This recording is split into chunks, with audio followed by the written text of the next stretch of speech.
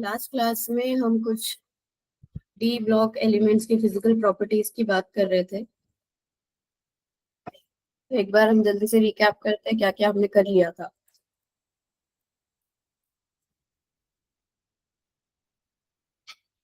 तो कुछ general metallic properties और इलेक्ट्रॉनिक कॉन्फ़िगरेशन, लस्टर होते हैं, हार्ड होते हैं, डक्टिलिटी, मालेबिलिटी, ये सब कुछ उनके मेटेलिक स्ट्रक्चर्स की बात करी थी। कुछ मेल्टिंग पॉइंट, बॉइलिंग पॉइंट का कैसे कैसे ट्रेंड रहता है। एक्सेप्शनली हाई इनके आते हैं क्रोमियम, मोलिब्डेनम, टंगस्टन के, क्योंकि अनपेयर्ड इलेक्ट्रॉन सबसे ज्यादा रहते हैं तो मेटेलिक बॉन्डिंग सबसे ज्यादा अच्छी रहती है। Same case for enthalpy of atomisation, इसलिए इनकी एंथैल्पी ऑफ एटमाइजेशन सबसे ज्यादा आई थी। लेफ्ट टू राइट जाने पे आपका इफेक्टिव न्यूक्लियर चार्ज इंक्रीज होता है तो एटॉमिक रेडियस जो है डिक्रीज होता है। लास्ट में बस आपका ये इस पॉइंट पे आके इंटर इलेक्ट्रॉनिक रिपल्शन डोमिनेट करने लग जाते हैं, इसलिए बस ये लास्ट दो एलिमेंट्स का साइज हल्का फुल्का सा बढ़ता हुआ नजर आता है। उसके बाद ये लैंथेनाइट कॉन्ट्रैक्शन की बात हमने करी थी कि due to poor shielding of f subshell 5D और 4D का साइज जो है वो ऑलमोस्ट सेम रह जाता है। इसके बाद डेंसिटी बोला था, इफेक्टिव न्यूक्लियर चार्ज बढ़ रहा है, साइज छोटा हो रहा है, लेकिन मास कॉन्टिन्यूसली इंक्रीज कर रहा है तो डेंसिटी भी लेफ्ट राइट जाने पे इंक्रीज करती है। आयनाइजेशन एंथैल्पी भी देख लिया था थोड़ा बहुत कि लेफ्ट टू राइट जाने पे आयनाइजेशन एंथैल्पी बढ़ेगी क्योंकि इफेक्टिव न्यूक्लियर चार्ज जो है वो इंक्रीज होगा। और जैसे जैसे आप इलेक्ट्रॉन निकालते जाओगे एक एलिमेंट में से वैसे वैसे इफेक्टिव न्यूक्लियर चार्ज बढ़ता जाएगा, क्योंकि अब कम इलेक्ट्रॉन्स बचे हैं न्यूक्लियस को संभालने के लिए, तो ज्यादा इफेक्टिव न्यूक्लियर चार्ज हो गया तो आयनाइजेशन एंथैल्पी बढ़ती जाएगी जैसे जैसे आप एक एक इलेक्ट्रॉन फर्दर निकालते जाओगे। और डाउन द ग्रुप की अगर हम बात कर रहे थे तो 3D से 4D से 5D साइज बढ़ रहा था, लेकिन 4D और 5D का साइज जो है ऑलमोस्ट सेम था। या फिर यही बोलो कि डाउन द ग्रुप 4D और 5D में डाउन द ग्रुप जाने पे इफेक्टिव न्यूक्लियर चार्ज थोड़ा सा बढ़ ही रहा था क्योंकि एफ की पुअर शील्डिंग। तो इस वजह से क्या ट्रेंड ऑब्जर्व होता है कि 5D series has higher value than 4D series of ionisation enthalpy. वैसे क्या होना चाहिए था डाउन द ग्रुप जाने पे, क्योंकि साइज बढ़ना चाहिए था तो आयनाइजेशन एंथैल्पी घटनी चाहिए थी, जो जनरल ट्रेंड होता है एस ब्लॉक में, पी ब्लॉक में, लेकिन यहाँ पे थोड़ा अलग देखने को मिलता है। उसके बाद क्या क्या फैक्टर्स अफेक्टिंग आयनाइजेशन एंथैल्पी थे, यहाँ पे हम थे लास्ट क्लास में।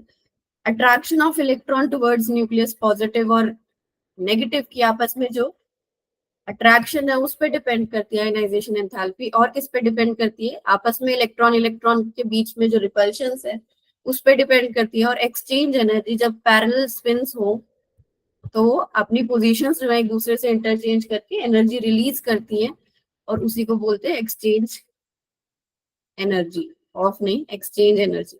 एक्सचेंज एनर्जी रिलीज होती है जब पैरेलल स्पिन के ऑर्बिटल्स डीजेनरेट ऑर्बिटल्स में। डीजेनरेट का मतलब क्या था, सेम एनर्जी के ऑर्बिटल्स में जब स्पिन्स एक्सचेंज हो पाए तो उसको उससे एक्सचेंज एनर्जी रिलीज होती है, स्टेबलाइजेशन आती है।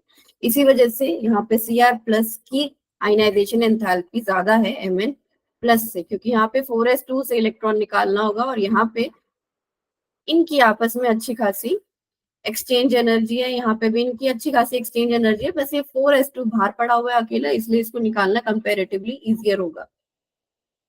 सिमिलरली यहाँ पे भी Fe2+ में से अब आप इलेक्ट्रॉन निकालना चाहो तो इजियर होगा, क्योंकि ये बाहर s का अकेला बैठा है, बाकी अंदर इनकी जो है अच्छी खासी एक्सचेंज एनर्जी रहती है इनकी भी, क्योंकि ये क्या है, डी जेनरेट ऑर्बिटल्स है ये सारे आपस में, डी सबशेल के। s और d आपस में डी जनरेट नहीं होते। ठीक है, क्लियर हो रहा है। उसके बाद ये कुछ डेटा के साथ आप ट्रेंड्स ऑब्जर्व कर सकते हो, क्या क्या मतलब रहता है आयनाइजेशन एंथैल्पी का। अगर मैं 3D सीरीज की बात करूं तो यहाँ से वो शुरू हो रही है, तो देख सकते हो स्कैंडियम, टाइटेनियम, वेनेडियम, क्रोमियम, इनकी ऑलमोस्ट बराबर सी आयनाइजेशन एंथैल्पी। फिर राइज करती है मैंगनीज के लिए फिर उससे भी ज्यादा राइज करती है आयरन के लिए, फिर कोबाल्ट डिक्रीज हो गया, फिर यहाँ पे सबसे ज्यादा आयनाइजेशन एंथैल्पी आती है जिंक की, क्योंकि वो फुली फिल्ड, दोनों 4s2 भी फुली फिल्ड है, D10 भी फुली फिल्ड है जिंक का।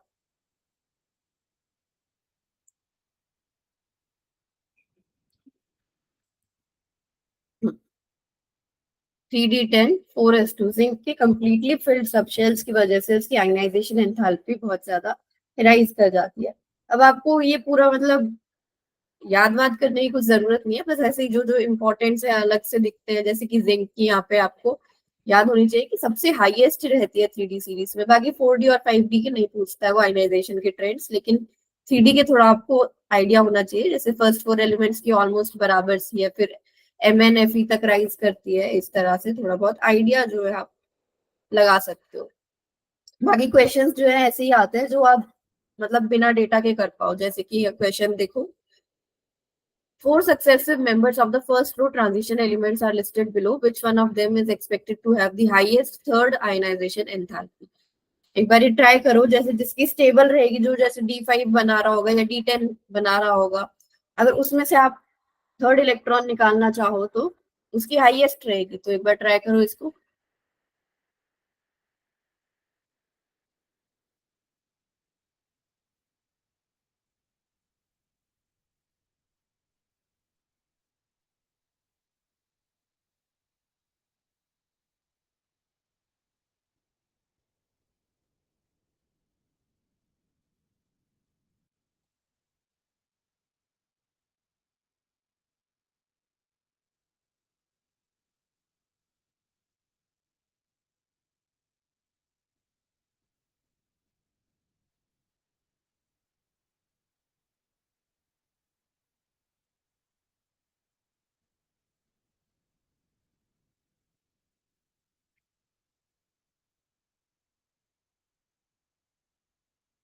हाईएस्ट थर्ड आयनाइजेशन एंथैल्पी पूछा है, तो इसका मतलब आपको पहले ये देखना होगा कि अगर किसी के ऊपर +2 आ जाए, 2 इलेक्ट्रॉन्स निकाल दें हम उसमें से, तो वो हाईली स्टेबल बनना चाहिए। जो इनमें से मोस्ट स्टेबल होगा उसकी सबसे ज्यादा थर्ड आयनाइजेशन एंथैल्पी होगी।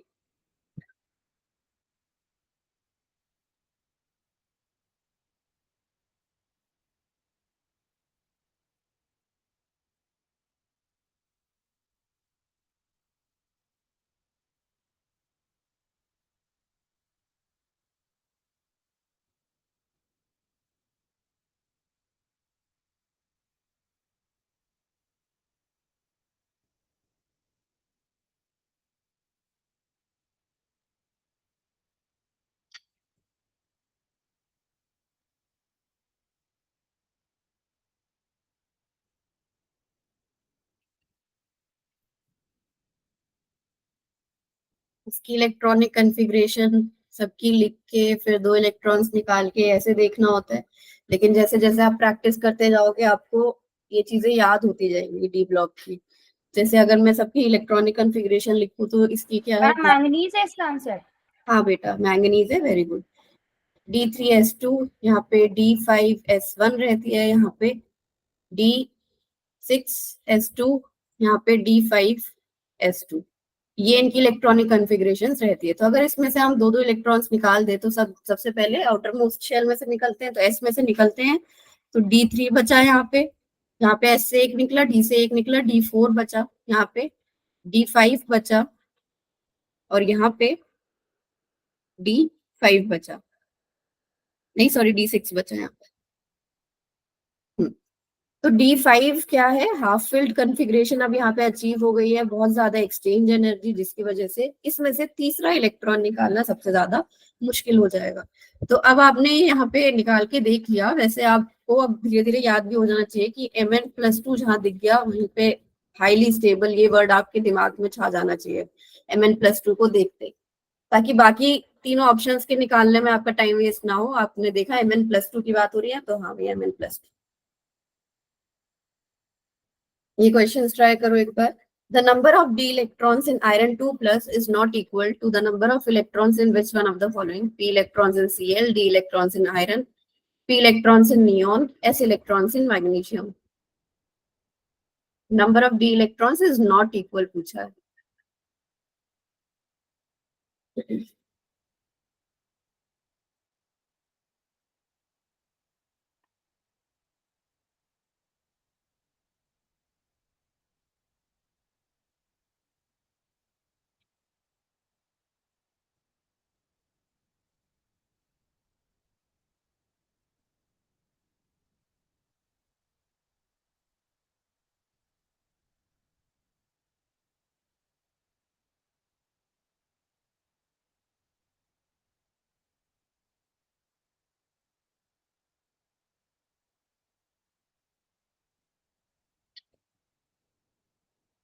आपका पीरियोडिक प्रॉपर्टीज और डी ब्लॉक का थोड़ा सा मिक्स क्वेश्चन।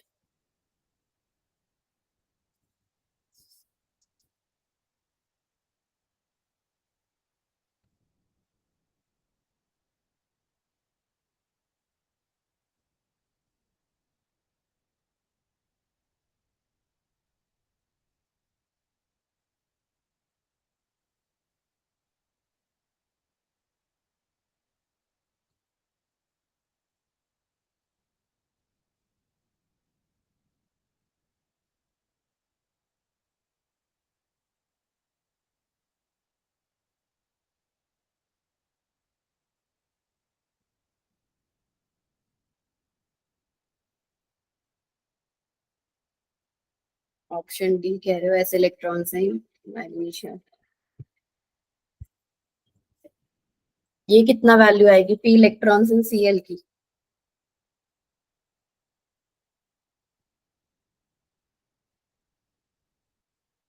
हेलोजेंस है, हेलोजेंस में एक वैलेंसी उनकी रहती है। कितने इलेक्ट्रॉन्स होते हैं पी में सीएल के? खुशबू।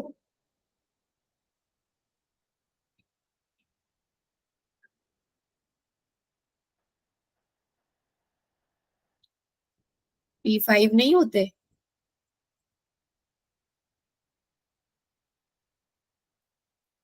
मैं पूछ रही हूँ ये क्वेश्चन का आंसर कि p electrons, d electrons, p electrons, s electrons, A B C D option में कितने कितने इलेक्ट्रॉन्स आप कैलकुलेट कर रहे हो? इसमें बता दो पहले। नंबर ऑफ डी इलेक्ट्रॉन्स इसमें कितने होते हैं? अभी जस्ट हमने लास्ट स्लाइड पे देखा था D6 की बात हो रही है, मतलब 6 इलेक्ट्रॉन्स इनमें से किसमें नहीं है, ये आंसर हमें बताना है।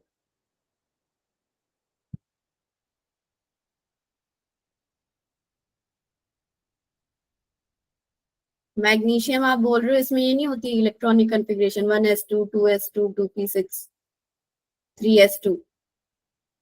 तो यहाँ पे कितने हो गए एस के इलेक्ट्रॉन्स? 6।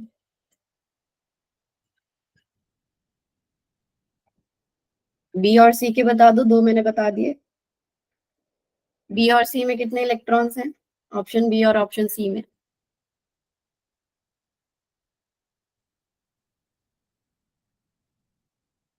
मैम बी में तो 6 होंगे। हाँ, बी डी में 6 सिक्स ही होंगे हाँ, क्योंकि 4s2 से निकले थे। और इसमें नियॉन में noble gases.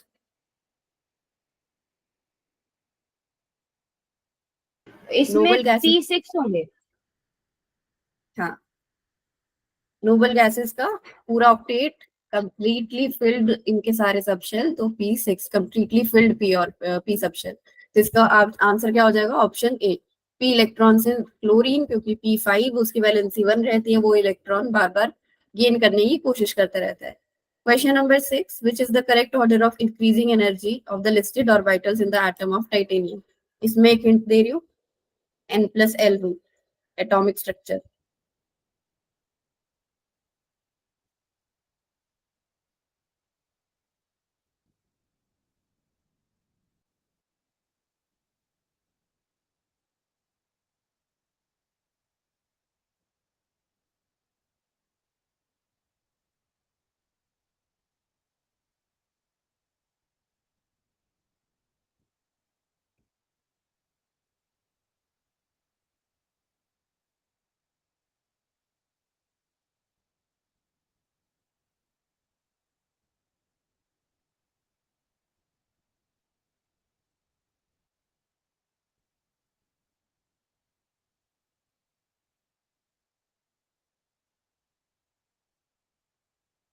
Ma'am D option. B कह रहे हो? ये वाला डी ऑप्शन। डी। ओके, तो सबसे पहले यस हम मैम। एन देखते थे, और एन अगर सेम हो जाए तो उसके बाद एन प्लस एल देखते थे। तो एन यहाँ पे 3s 3p, तो ये भी तो पहले आना चाहिए था। पहले ये देखेंगे ना, उसके बाद एन प्लस एल लगाएंगे। याद आया? पहले शेल देखते हैं, उसके बाद एन प्लस एल रूल देखते हैं, अगर शेल नंबर सेम आ जाए।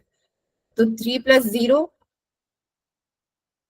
3, 3 + 1 4, 3 + 2 5। तो पहले आएगा आपका 3s, फिर 3p, फिर 3d, और उसके बाद 4s। तो ऑप्शन सी। पहले आपको शेल देखना है, उसके बाद एन प्लस एल रूल देखना है। ये वाला ट्राई करो। Among the following series the one in which all metal ions have 3d2 electronic configuration.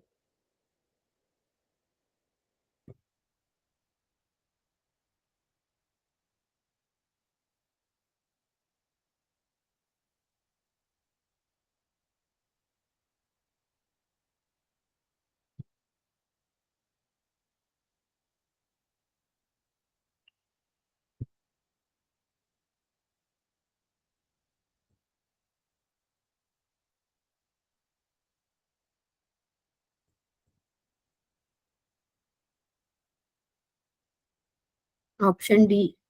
Ma'am D. बहुत बढ़िया, दोनों का सही है इसमें। Option D. ऐसे ही डायरेक्टली आपने देख लिया होगा, टाइटेनियम से ही हो गया ये तो, बस कि इसमें D2S2 होता है।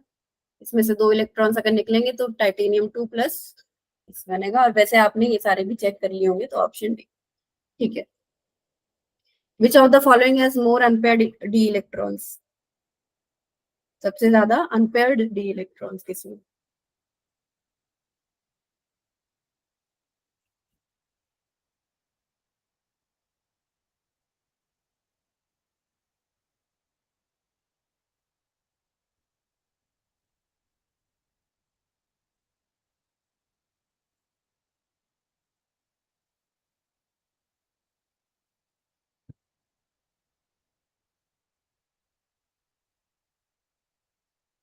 Ma'am D. D copper plus. Khushboo, आपका क्या आ रहा है? आपका भी कॉपर प्लस आ रहा है। कॉपर प्लस में तो D10S1 होता है। एक निकाल दोगे तो D10 हो जाएगा। इसमें तो सारे पेयर्ड हैं। ऑप्शन हो जाएगा option B, iron 2 plus. D कैसे आंसर कर रहे हो, मेरे को समझ नहीं आया। तुक्का लगा रहे हो क्या? ये हो गया D6S2 आपका। तो D6 में आपके 4 अनपेयर्ड इलेक्ट्रॉन्स आ गए। यहाँ पे एक अनपेयर्ड इलेक्ट्रॉन है S का, और यहाँ इसकी एक्सेप्शनल इलेक्ट्रॉनिक कॉन्फ़िगरेशन है D10S1। तो एक इलेक्ट्रॉन इसमें से S से निकालोगे तो बचा D10, सारे के सारे पेयर्ड। और इसमें तो कोई डी इलेक्ट्रॉन है ही नहीं। या तो पता नहीं है निकल 3 प्लस देना चाह रहा हो, या गलती से उसने ही लिख दिया N3 प्लस, पता नहीं। लेकिन यहाँ पे आंसर हो जाएगा ऑप्शन बी। कैसे दे रहे थे ऑप्शन डी, क्यों दे रहे थे आंसर? वो भी दोनों के दोनों।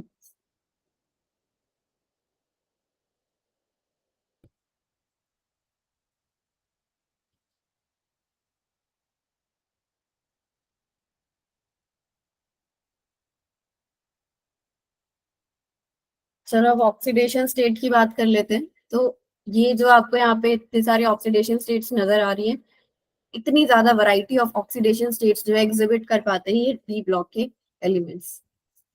एकदम +1 से +2 +3 4 5 6।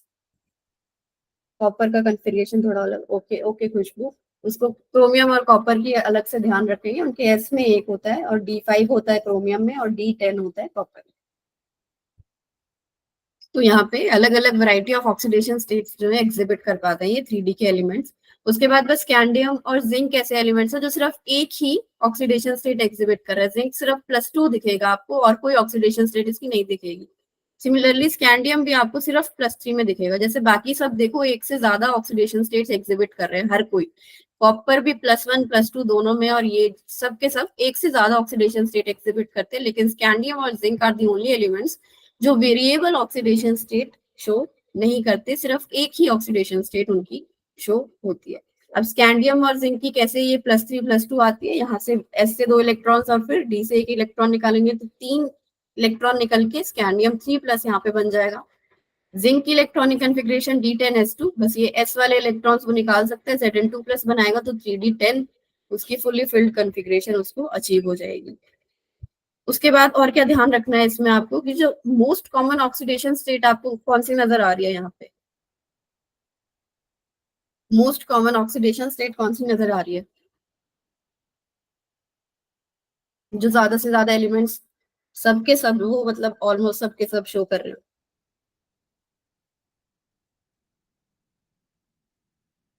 नहीं एलिमेंट नहीं, मैं पूछ रही हूँ कौन सी ऑक्सीडेशन स्टेट, लाइक +1 +2 +3 +4, कौन सी ऑक्सीडेशन स्टेट?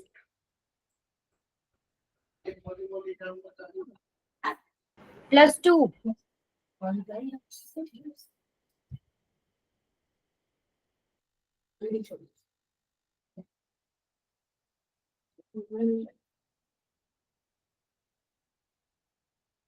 हाँ +2 जो है सबसे ज्यादा कॉमन ऑक्सीडेशन स्टेट आपको यहाँ पे नजर आ रही है। सबसे ज्यादा एलिमेंट्स जो है मतलब बस कैंडियम ही ऐसा जो +2 एग्जिबिट नहीं कर रहा, उसके अलावा सबके सब +2 जो है एग्जिबिट कर रहे हैं। तो मोस्ट कॉमन ऑक्सीडेशन स्टेट जो है +2, डायरेक्ट क्वेश्चन इस पे पूछा हुआ है, most common oxidation state of transition elements या डी ब्लॉक एलिमेंट्स +2। अब जैसे ये कुछ कंपाउंड्स हैं मैंगनीज के, इसमें आप एक एक करके सबकी ऑक्सीडेशन स्टेट यहाँ पे मेरे को बता दो। MnO में Mn की क्या ऑक्सीडेशन स्टेट है? +2. हाँ आगे Mn2O3 में +3. आगे +4. ओके।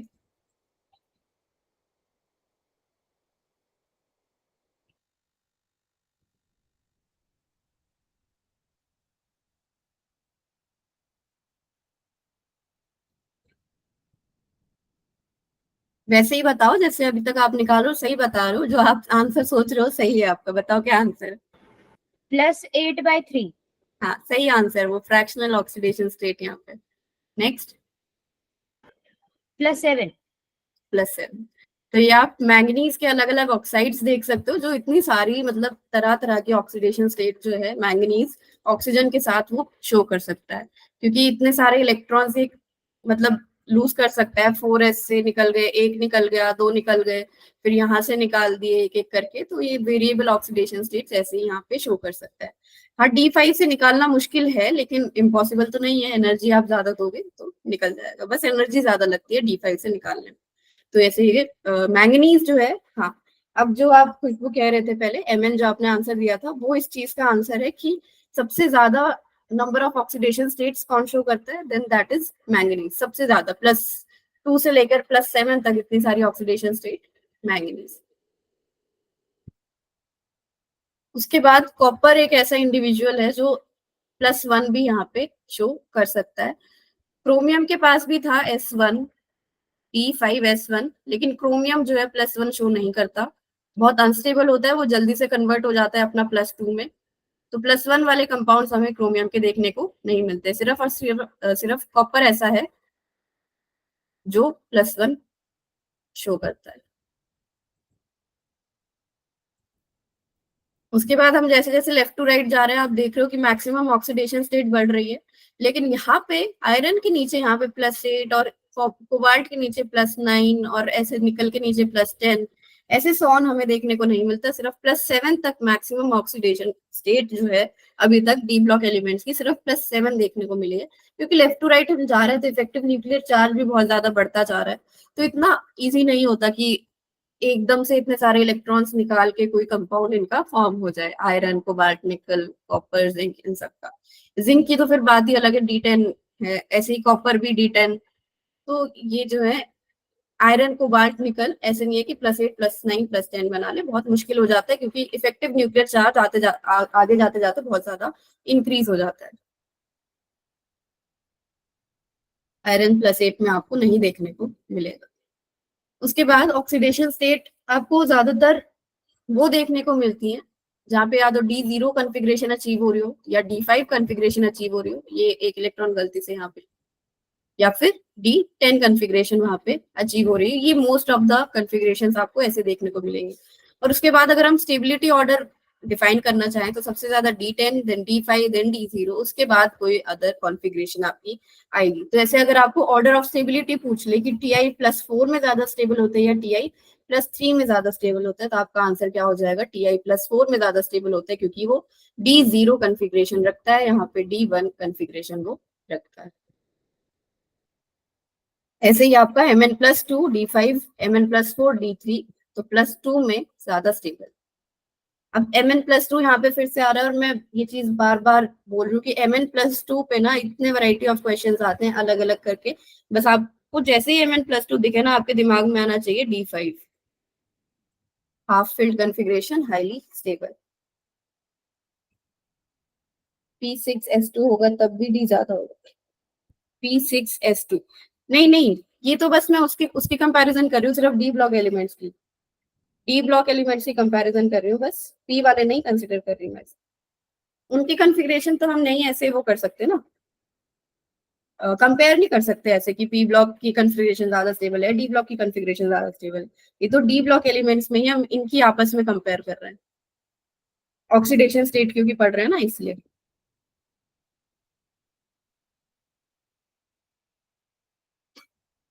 ठीक है खुशबू?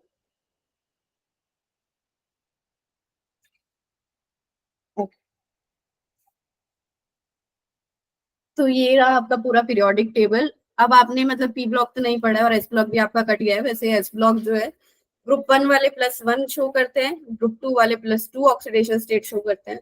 पी ब्लॉक वाले ग्रुप 13 के यूजुअली +3, देन ये वाले +4, ये वाले +5, ये 6, ये 7 ऑक्सीडेशन स्टेट, या फिर मतलब 7 तो चलो वो पी ब्लॉक में बात करेंगे, इंटर हेलोजन कंपाउंड्स की। तो ये बस आपको टेबल यहाँ पे दिखाने के लिए लगाया हुआ है कि डी ब्लॉक एलिमेंट्स ही ऐसे हैं जो सबसे ज्यादा वेरिएबल ऑक्सीडेशन स्टेट्स यहाँ पे शो कर सकते हैं पूरे पीरियोडिक टेबल में, जितने भी एलिमेंट्स है हमारे पास यहाँ पे।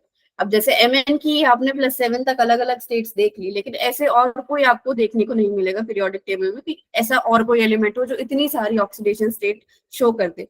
पी ब्लॉक वाले भी एक ग्रुप के एलिमेंट्स यूजुअली एक ही ऑक्सीडेशन स्टेट शो करते हैं, या फिर लेड और ये सब इनर्ट पेयर इफेक्ट की वजह से -2 डी ब्लॉक में अच्छे से इनकी बात करेंगे। तो डी ब्लॉक एलिमेंट्स की खास बात वेरिएबल ऑक्सीडेशन स्टेट इनकी।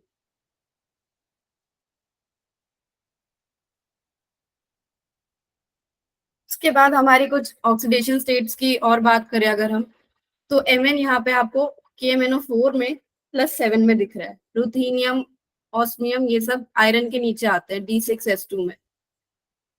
तो ये जो नीचे वाले एलिमेंट्स हैं ये तो +8 आपको दिखाई दे जाएंगे, क्योंकि इनमें से इलेक्ट्रॉन इन्होंने निकाल के कंपाउंड बना लिए ऑक्सीजन ने, लेकिन आयरन में आपको नहीं दिखेंगे, वो ध्यान रखना।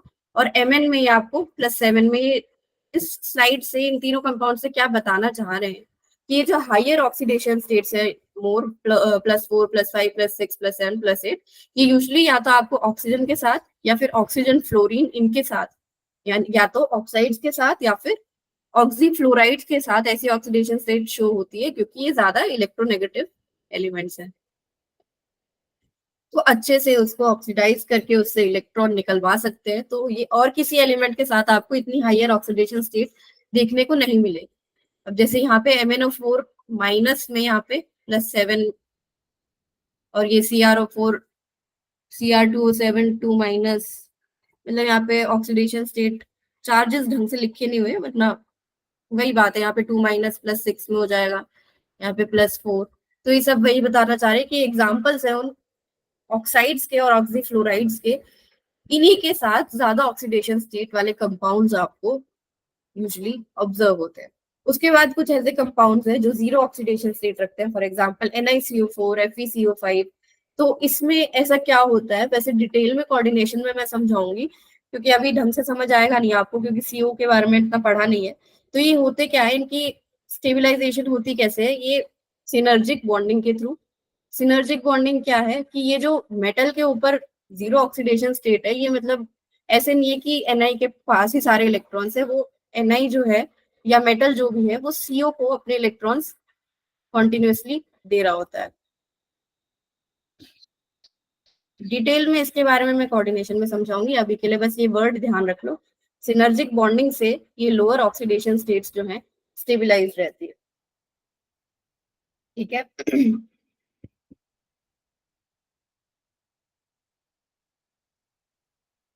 और यूजली ये कार्बन मोनोऑक्साइड या फिर डाइपिरिडीन ऐसे टाइप के लिगेंड्स, वो लिगेंड्स क्या होते हैं, ये जो साइड में इसके लगे हुए हैं, जैसे सीओ हो गया, ये सीओ हो गया, ये लिगेंड्स, तो इसको सिनर्जिक बॉन्डिंग बोलते हैं। और डिटेल में हम इसको कोऑर्डिनेशन में समझेंगे। तो लोअर ऑक्सीडेशन स्टेट्स आपको यूजुअली पाई बॉन्डिंग लिगेंड्स के साथ, जैसे सीओ या फिर डाइपिरिडीन, इनके साथ देखने को मिलेगी।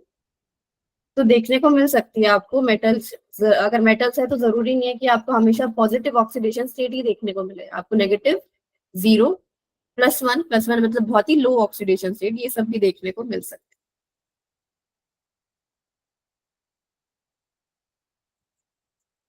उसके बाद ये chromium, molybdenum, tungsten,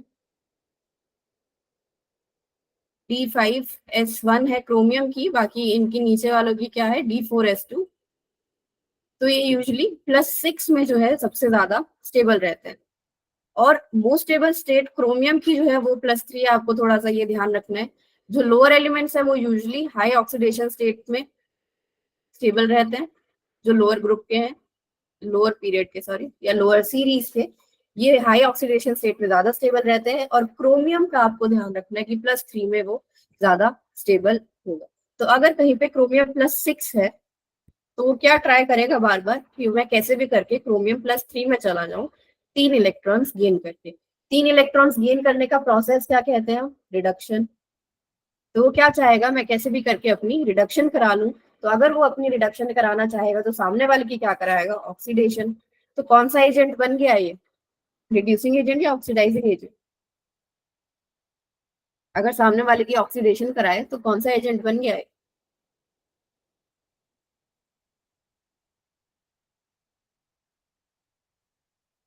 oxidising agent, good. अगर सामने वालों की ऑक्सीडेशन कराएगा तो ऑक्सीडाइजिंग एजेंट। तो chromium +6 is a very good oxidising agent, क्योंकि खुद वो चाहेगा मैं कैसे भी करके क्रोमियम +3 में जो है कन्वर्ट हो जाऊं। चलो ये क्वेश्चन ट्राई करो अब। Maximum number of oxidation states are exhibited bye,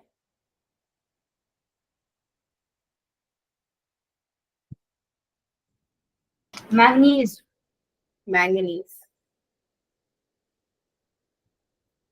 most common oxidation states of titanium are,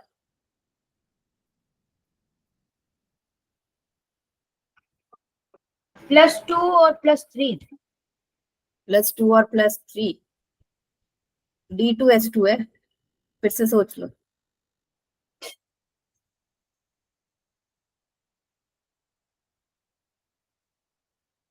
D0 configuration more stable.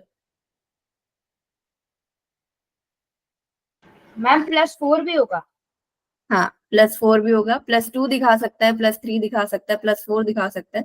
लेकिन इनमें से भी मतलब +2 को जो है ज्यादा कॉमन नहीं देखने को मिलती टाइटेनियम में। इसका आंसर होगा ऑप्शन बी, +3 और +4 ज्यादा ऑब्जर्व होती है टाइटेनियम के केस में। ये D1 वाली या फिर +2 वाली ज्यादा देखने को नहीं मिलती। यूजुअली आपको +3 और +4 मैम ये टाइटेनियम की दिखने। एक्सेप्शन है फिर। हाँ, थोड़ा सा ये याद रखना पड़ेगा, कुछ डी ब्लॉक में काफी चीजें हैं थोड़ी याद रखने वाली। मतलब इन दोनों ऑप्शंस में कंफ्यूजन हो सकती है क्योंकि +4 दोनों में ही है, +3 भी दोनों में ही है। अब बस ये +2 के बारे में सोचना है। तो +2 का थोड़ा सा ये यहाँ पे टाइटेनियम का ध्यान रखना पड़ेगा कि टाइटेनियम के +2 वाले कंपाउंड्स बहुत कॉमन नहीं है, रेयर एक आधे हैं, बहुत कॉमन नहीं।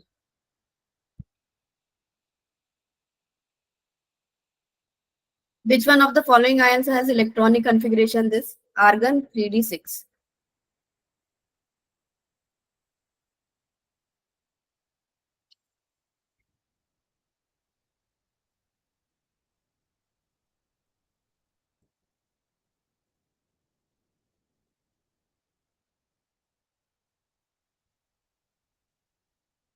Ma'am D.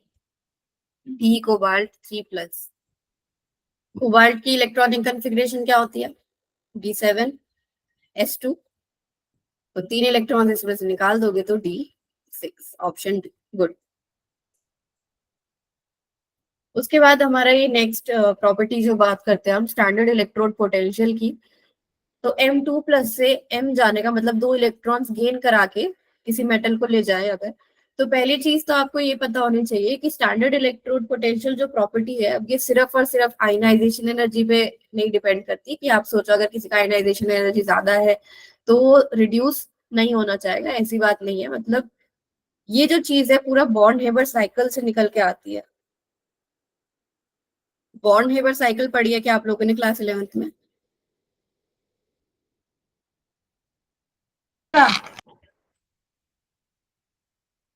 क्या बोल रहे हैं, आपकी आवाज ब्रेक हो गई थी। यस मैम, पढ़ा है मैम।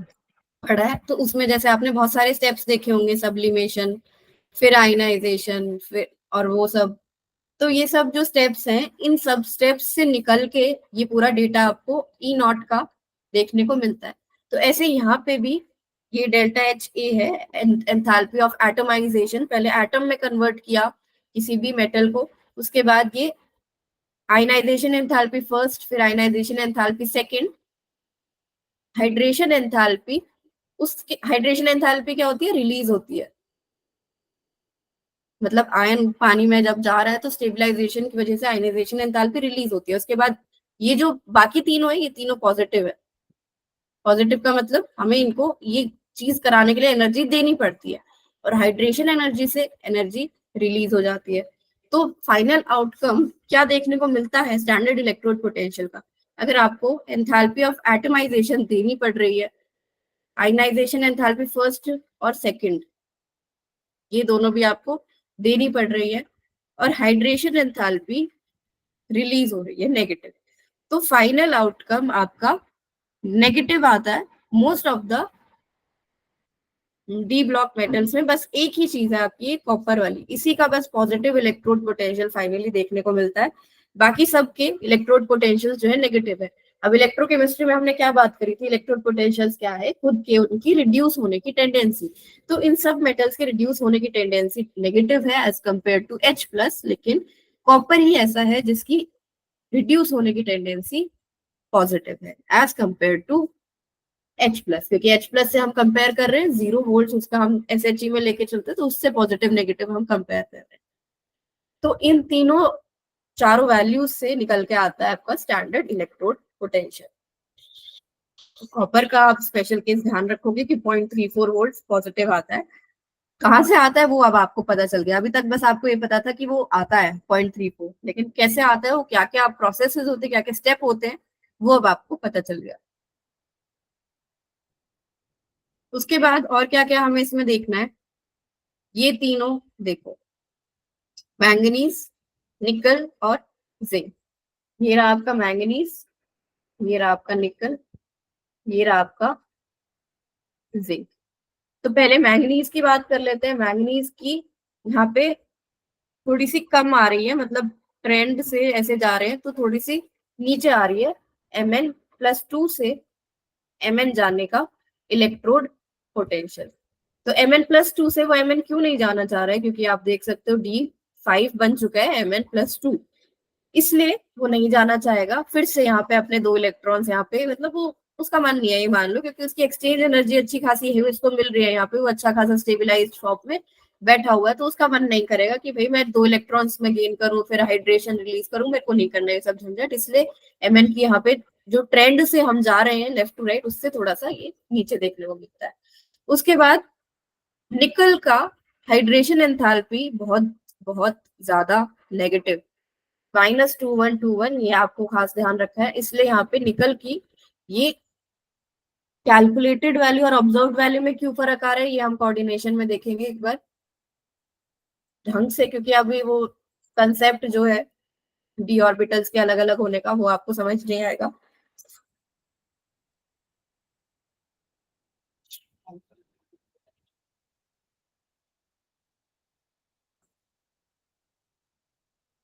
हाँ, तो मैंगनीज का हो गया, निकल की very very high hydration enthalpy है, उस वजह से थोड़ा सा अच्छा खासा इसका नेगेटिव -2121 देखने को मिल रहा है। और Zn का +2, D10 fully filled, highly stable, इसलिए Zn2+2 Zn वो उसका मन नहीं है जाने का, क्योंकि वो है अच्छा खासा स्टेबल है यहाँ पे, इसलिए वो एकदम से उसको डाउनफॉल जो है ये वाला नजर आया कॉपर से जब हम जिंक पे आए।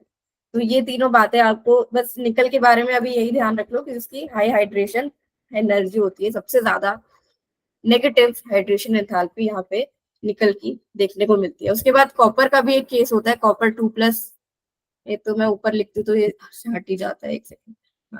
कॉपर 2+ और कॉपर प्लस, इसकी चर्चा अलग से करेंगे। हाइड्रेशन एंथैल्पी का केस इसमें भी देखते हैं, जैसे यहाँ पे भी आपको 2:1 नजर आ रहा है, इसकी चर्चा हम थोड़ी अलग से करेंगे +2 और +1 वाले की। ठीक है, अभी के लिए बस ये मैंगनीज और जिंक का ध्यान रख लो, और निकल का वेरी हाई हाइड्रेशन एनर्जी। ये चीज मैंने बता दी किस किस पे डिपेंड करता है स्टैंडर्ड इलेक्ट्रोड पोटेंशियल। उसके बाद ये स्कैंडियम 2+, Mn2+, Fe2+, Zn2+, यहाँ पे अलग से क्यों लिखे हुए, देखो Mn2+ और हमने Zn2+ की तो बात कर ली, फुली फिल्ड और हाफ फिल्ड। अब यहाँ पे इनकी क्या बात करनी है, M3+ से M2+ जाने की बात हम कर रहे हैं। अभी तक हमने क्या किया, M2+ से 0 पे अगर वो 2 इलेक्ट्रॉन्स गेन करके कोई मेटल चला जाए, यहाँ पे हम क्या बात कर रहे हैं, अगर +3 से 1 इलेक्ट्रॉन गेन करके वो +2 में जाए तो कैसी उसकी टेंडेंसी ऑब्जर्व होगी। तो स्कैंडियम अगर +3 में है तो ये वाला इलेक्ट्रॉन भी वो लूज कर देगा, तो क्या अचीव कर लेगा वो D0 कॉन्फ़िगरेशन। तो अब उसका मन करेगा क्या, वो वापस एक इलेक्ट्रॉन गेन करके स्कैंडियम 2+ बना दे, बिल्कुल नहीं करेगा, क्योंकि स्कैंडियम 3+ की क्या कॉन्फ़िगरेशन अचीव हो गई है, D0। ऐसे ही आयरन 3+, इसको लूज करेगा, तो अगर इसको सॉरी आयरन 2+ से अगर आयरन 3+ आपको जाना हो तो वो S से आप इलेक्ट्रॉन निकालोगे।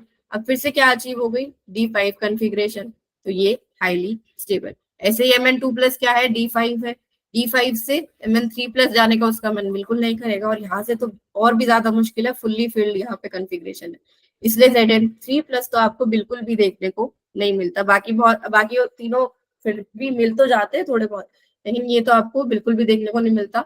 स्कैंडियम 2+ भी देखने को नहीं मिलता, सिर्फ और सिर्फ स्कैंडियम 3+ यहाँ पे देखने को मिलता है।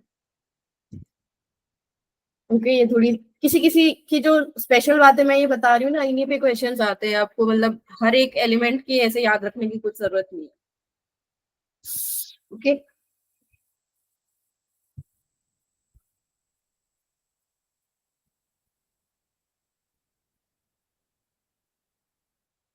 उसके बाद ये पूरा ग्राफ बना है यहाँ पे, M3+ से M2+ जाने के कुछ कुछ एलिमेंट्स के बारे में यहाँ पे लिखा हुआ है। इसमें आपको मेनली ये दिखाना चाह रही हूँ मैं कि कोबाल्ट का जो है सबसे हाईएस्ट E0 रहता है M3+ से, मतलब कोबाल्ट 3+ से कोबाल्ट 2+ जाने का हाईएस्ट E0, मतलब सबसे ज्यादा टेंडेंसी जो है, अगर आपसे एक क्वेश्चन पूछे कि 3+ से 2+ जाने की सबसे हाईएस्ट टेंडेंसी कौन रखता है, तो आपका आंसर होगा कोबाल्ट। कोबाल्ट के बाद है मैंगनीज, और उसके बाद का ऑर्डर आपको देखने की कोई जरूरत नहीं है, नहीं पूछता है वो। ये कंपैरिजन लगाए हुए हैं नीचे वाली पिक्चर में, ये M3+ M2+ का, M2+ M+ का, इसमें भी आपको कुछ ऐसे खास देखने की जरूरत नहीं है। अब क्वेश्चंस पे चलते ताकि थोड़ा आपको आइडिया हो कि स्टैंडर्ड इलेक्ट्रोड पोटेंशियल से पूछता क्या है। तो ये देखो 2024 में जो डी ब्लॉक से पूछा था, the E0 value for Mn3+ to Mn2+ couple is more positive than chromium or iron, why?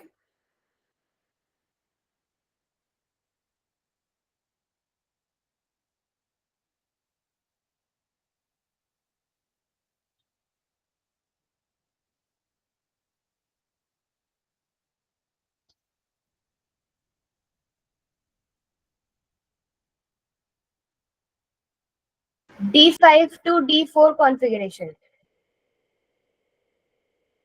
एक बार फिर से सोचो, वो बोल क्या रहा है कि +3 से +2 जाना है,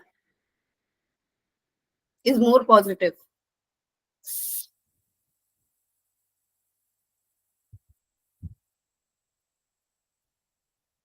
+3 में क्या कॉन्फ़िगरेशन होगी, +2 में क्या, D4 to D5. D4 to D5, हाँ, एक इलेक्ट्रॉन वो गेन कर लेगा अगर, तो वो D4 से D5 में चला जाएगा, इसलिए उसकी सबसे ज्यादा पॉजिटिव है यहाँ पे as compare to chromium and iron.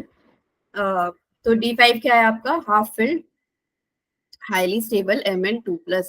D4 से D5 ऑप्शन 1, जल्दबाजी में D4 to D5 to D4 नहीं बताना, ऑप्शन 1 इसका रहेगा। उसके बाद नेक्स्ट कुछ प्रॉपर्टीज पे चलते हैं, मतलब ऑक्सीडेशन स्टेट में ही ये हायर ऑक्सीडेशन स्टेट जो हेलाइड्स में आपको नजर आती है, जैसे फ्लोरीन, और ये एक्स क्या है, फ्लोरीन टू आयोडीन, मतलब फ्लोरीन, क्लोरीन, ब्रोमीन, आयोडीन, ये सब। और X1 जहां पे आपको दिख रहा है, ये वाले कहाँ गए X1 वाले, ये X1 और ये X1, ये आपको दिख रहा है यहाँ पे फ्लोरीन, क्लोरीन, ब्रोमीन तक हो सकते हैं। उसके बाद X2 में फ्लोरीन, क्लोरीन, और X3 में जैसे यहाँ पे आप देख सकते हो ये क्लोरीन टू आयोडीन हो सकते हैं। क्योंकि X3 मतलब यहाँ पे है क्या, इसकी ऐसे कॉपर X उसके ऊपर +3, तो अगर उसके ऊपर +3 होगा तो यहाँ पे कॉपर की क्या बनेगी, लो ऑक्सीडेशन स्टेट बन रही होगी। मैं उल्टा बोल रही हूँ कुछ, एक सेकेंड। एक्स तो +1 ही रखेगा, तो कॉपर की हाई +2 में बन रहा होगा ये, copper x, copper Cl, copper, copper वाले में मेरे को कुछ मैम बताना था एक्स खास। तो -1 रखेगा ना? हाँ हाँ हाँ हाँ हाँ, ठीक है ठीक है, कॉपर अगर X-1 रखेगा तो कॉपर के ऊपर क्या आएगा आपका, +2 आएगा। सही कह रहे हो बिल्कुल आदिति। तो इसके बारे में मेरे को एक खास बात बतानी थी कि कॉपर के साथ आपका, मैंने हाँ ये वाला, कि कॉपर के साथ आपका ये शो नहीं होता, ये वाली रिएक्शन कॉपर +I2, क्योंकि आयोडाइड आयंस जो होते हैं हाईली रिड्यूसिंग एजेंट्स होते हैं, जो आयोडाइड आयन होते हैं, क्योंकि I- की ज्यादा टेंडेंसी रहती है कि वो मैं कैसे भी करके I2 में कन्वर्ट हो जाऊं।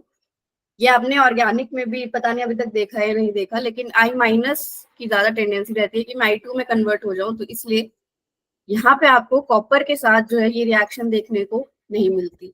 बाकी आपको एक CuF2, CuCl2, ये सब CuBr2 ये देखने को मिल जाएंगे, लेकिन ये देखने को आपको नहीं मिलेगा CuI2। CuI आपको देखने को मिल जाएगा, कॉपर +1 में देखने को मिल जाएगा, लेकिन यहाँ पे आयोडाइड के साथ CuI2 आपको कभी भी देखने को नहीं मिलेगा। ये चीज आपको इसमें खास ध्यान रखनी है। और बाकी हायर ऑक्सीडेशन स्टेट फ्लोराइड्स के साथ और ये हेलोजेंस के साथ, मतलब ये आपको मैं याद करने को बिल्कुल भी नहीं बोलूंगी कि कौन फ्लोरीन के साथ बना रहा है, कौन क्लोरीन के साथ बना रहा है, नो। बस ये कॉपर वाला थोड़ा स्पेशल केस याद रख लेना। और ऑक्साइड्स के साथ भी हायर ऑक्सीडेशन स्टेट है, इतना ही आप ध्यान रखो, और कुछ आपको ज्यादा याद करने की इसमें जरूरत है। ये देख लो एक बार, यहाँ पे ऑक्साइड्स अलग अलग ऑक्सीडेशन स्टेट्स में मतलब क्या क्या कंपाउंड्स बन सकते हैं, बस उसकी उस चीज की रेफरेंस के लिए आपके लिए टेबल यहाँ पे लगाया होगा। उसके बाद कुछ कैटलिस्ट के बारे में छोटा सा ही टॉपिक है, हो जाएगा, ये टाइम थोड़ा सा ही बचा है। कैटलिस्ट जो है आपको ज्यादातर डी ब्लॉक के जो एलिमेंट्स हैं वो एज अ कैटलिस्ट आपको देखने को मिलते हैं अलग अलग रिएक्शंस में, जैसे हेबर्स प्रोसेस में भी आयरन आपने देखा है, मोलिब्डेनम, वेनेडियम, ये सब काफी जगह पे आपको कैटलिस्ट देखने को मिलते हैं। जैसे कॉन्टैक्ट प्रोसेस पी ब्लॉक पे पढ़ोगे आप कि सल्फ्यूरिक एसिड जब फॉर्म करते हैं तो ये कॉन्टैक्ट प्रोसेस होता है एक सल्फ्यूरिक एसिड बनाने का।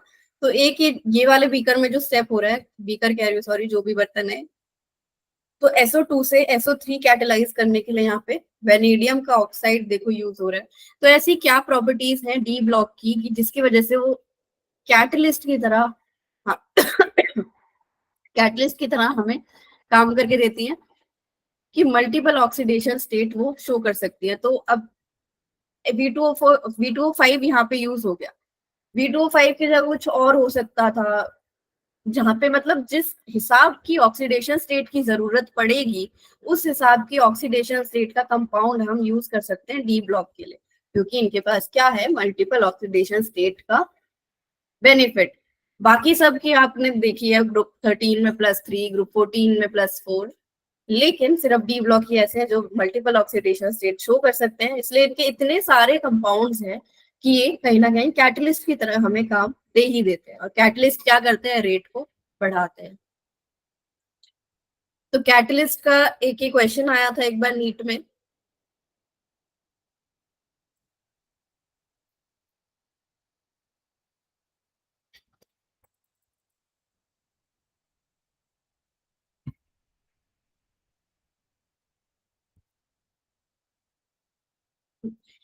इस टेबल में अलग अलग कैटलिस्ट जो आपके यूज हो सकते हैं, जैसे आयरन आपका हेबर्स प्रोसेस में मैंने बताया, कॉन्टैक्ट प्रोसेस में V2O5, प्लैटिनम ऑस्वेल प्रोसेस ये भी आप पी ब्लॉक में पढ़ोगे। निकल क्या है, हाइड्रोजनेशन, ये काफी इंपॉर्टेंट है, निकल हाइड्रोजनेशन ऑफ ऑयल्स के लिए। उसके बाद ये फेंटन्स रिएजेंट, ये आप ऑर्गेनिक में देखोगे। कॉपर डिहाइड्रेशन ऑफ एल्कोहल्स के लिए। उसके बाद फिर से ये काफी इंपॉर्टेंट है, जिगलर नाटा कैटलिस्ट, ये भी आप पी ब्लॉक में पढ़ोगे। तो मोस्टली आप कैटलिस्ट के बारे में, क्या क्या कैटलिस्ट किन प्रोसेसेस में यूज हो रहे हैं, पी ब्लॉक में आप पढ़ोगे।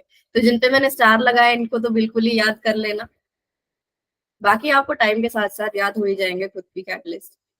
तो ये आपका क्वेश्चन पूछा गया था नीट 2019 में कि ये आपके कैटलिस्ट दे रखे हैं लेफ्ट हैंड साइड और ये आपके प्रोसेसेस दे रखे हैं राइट हैंड साइड। तो इनमें आपको मैच करना था कि कौन सा कैटलिस्ट कौन से प्रोसेस में यूज होता है। तो एक बार इसको ट्राई करो।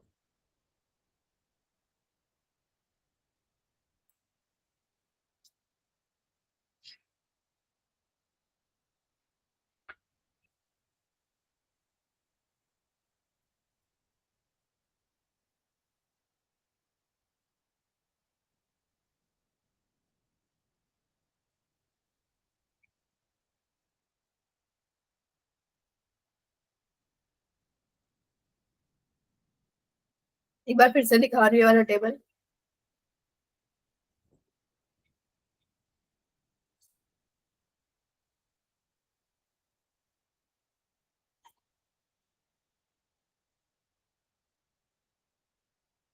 आप बताओ।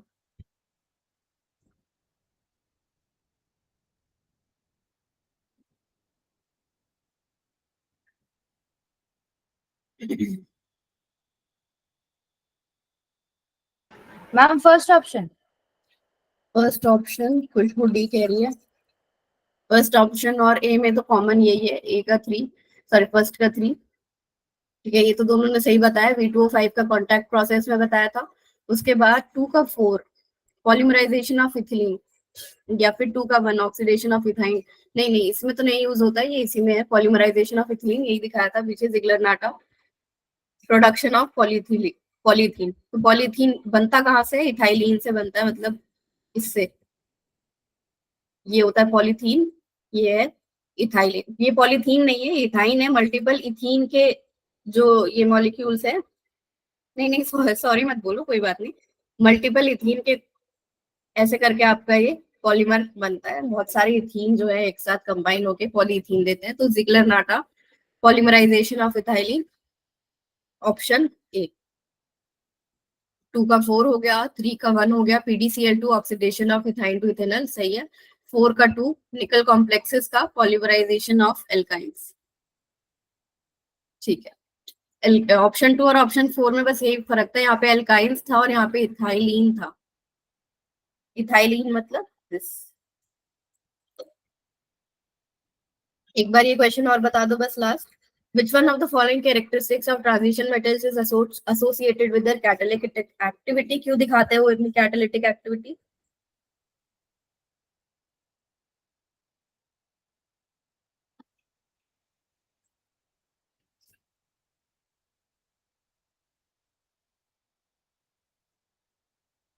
Variable oxidation states. बिल्कुल सही, option B, variable oxidation state. यही प्रॉपर्टी की वजह से उनकी कैटालिटिक एक्टिविटी इतनी ऑब्जर्व होती है। बाकी प्रॉपर्टीज हम नेक्स्ट क्लास में कंटिन्यू करेंगे, आज की क्लास के लिए इतना।